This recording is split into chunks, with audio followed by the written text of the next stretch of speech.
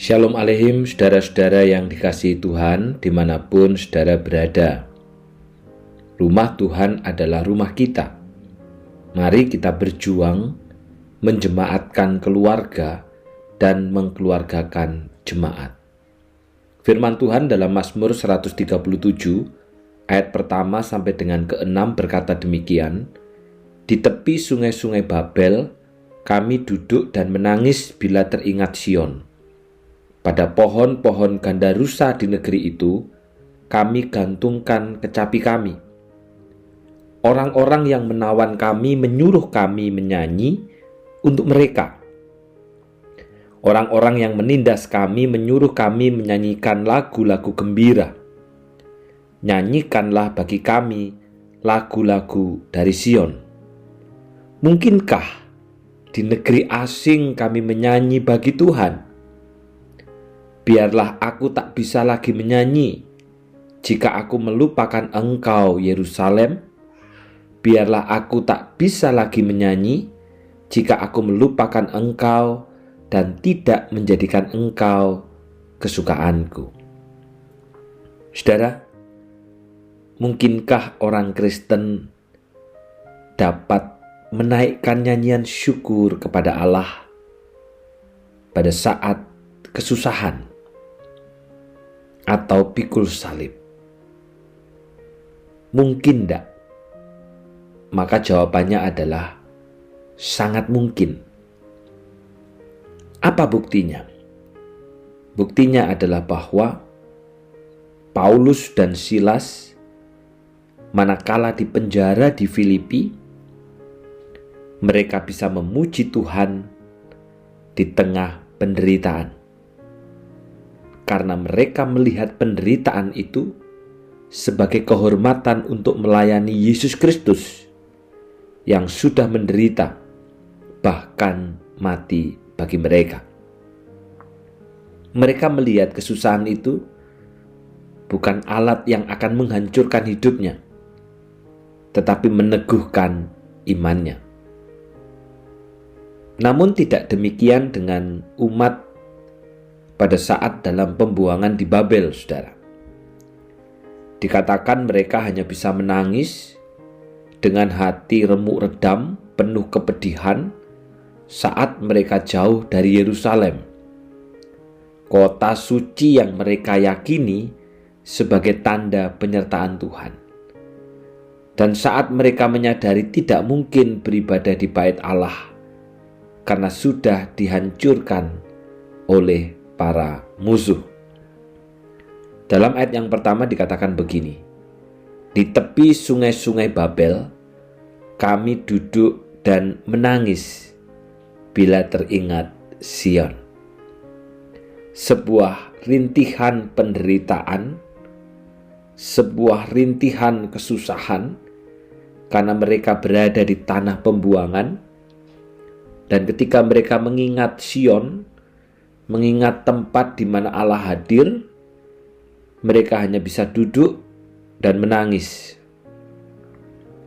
Hati bertambah sakit manakala musuh mengejek mereka dengan menyuruh menyanyikan lagu-lagu sukacita mengenai Sion, padahal mereka dalam keadaan susah.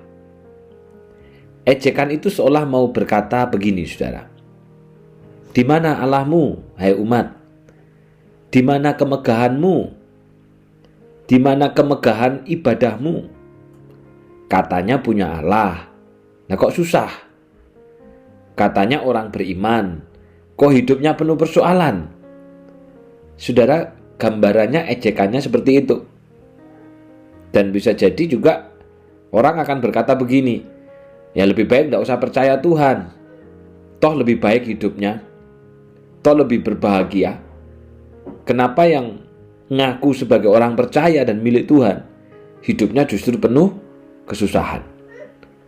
Maka bagaimana seharusnya kita merespon penderitaan seperti ini, saudara? Saudara, umat pada masa itu hanya saat mereka mengakui keberdosaan mereka, mengakui bahwa mereka itu kotor, dan menerima cara Allah dalam mendisiplin mereka, merespon kesusahan itu dengan kepercayaan dan bukan dengan keluhan, barulah mazmur keluhan ini bisa bernada kebenaran dan nada pengharapan. Pengharapan bahwa Yerusalem satu hari kelak akan menjadi kembali tempat beribadah kepada Tuhan. Pengharapan bahwa Allah itu adil, yang akan membalaskan kejahatan musuh setimpal dengan yang mereka lakukan. Bagaimana dengan kita hari ini, saudara? Bagaimana dengan saya dan umat hari ini ketika menghadapi berbagai kesusahan hidup? Dalam terang kasih Kristus, memang kita tidak mudah untuk memahami bagaimana pemazmur yang mewakili umat yang sedang menderita itu justru memang meminta pembalasan terhadap para musuh. Tetapi satu hal yang pasti, bahwa di dalam Kristus semua penghukuman atas dosa sudah ditimpakan ke atasnya. Sehingga di dalam kesusahan, apalagi itu disebabkan karena orang lain, kita tidak perlu berdoa untuk minta pembalasan. Sebaliknya kita bisa berdoa memohonkan belas kasihan Allah, supaya di tengah kesusahan itu kita dikuatkan, dan orang yang menyusahkan kita diberi kebaikan, karena mereka pun membutuhkan kasih Allah agar dapat diselamatkan. Jadi saudara, mari kita terus belajar merespon segala kesusahan itu dengan kepercayaan kepada Tuhan. Kita taruh iman kita, kita taruh percaya kita, itu melampaui segala akal dan pikiran kita. Mungkin ketika kita naruh percaya kepada Tuhan, kita akan berkata, loh, kalau gitu berarti saya lemah dong. Berarti orang itu lebih kuat dong. Kalau memang kesusahan itu karena orang lain. Tetapi saudara, taruhlah hati kita, iman kita, percaya kita kepada Allah. Allah itu maha adil. Dan Allah itu juga tempat pengharapan dan kekuatan kita. Mari kita merespon segala kesusahan itu dengan kepercayaan kepada Tuhan. Bukan dengan keluhan, bukan dengan makian, bukan dengan balasan dendam, tapi dengan kepercayaan dan keyakinan kepada Tuhan. Mari kita berdoa. Syukur Tuhan bahwa firman-Mu terus mengajar kami untuk meletakkan hidup kami kepada Tuhan dalam segala persoalan, termasuk seperti firman Tuhan hari ini. Di tengah dunia yang jatuh dalam dosa, bisa muncul banyak persoalan, bisa muncul banyak kesusahan, bahkan itu bisa dilakukan oleh orang kepada diri kami. Tetapi biarlah kami merespon segala kesusahan itu dengan kepercayaan, dengan keyakinan bahwa Engkau adalah Allah yang berdaulat, Engkau adalah Allah yang adil. Sehingga kami makin hidup bergantung kepada Engkau di dalam hidup kami. Respon kami terhadap segala persoalan itu adalah respon iman, bukan respon ketidakpercayaan.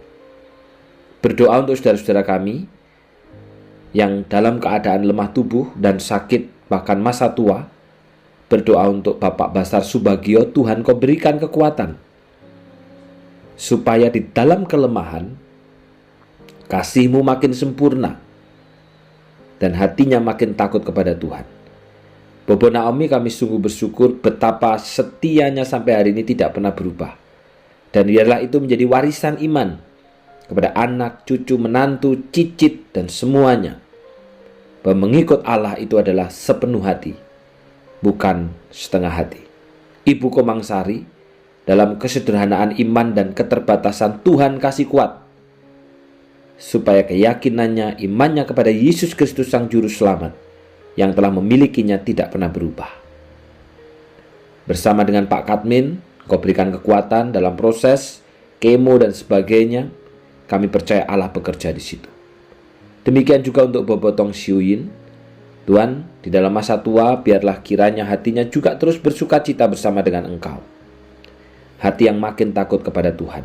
Pak Reki Kusdiarto, yang makin terbatas, bahkan beberapa waktu ini tidak bisa ke gereja bersama kami. Tuhan tolong, Engkau tahu hatinya begitu kuat di dalam mencintai Engkau, dan biarlah itu menjadi warisan iman buat keluarga, dan kiranya Engkau yang juga memberikan kekuatan di dalam imannya.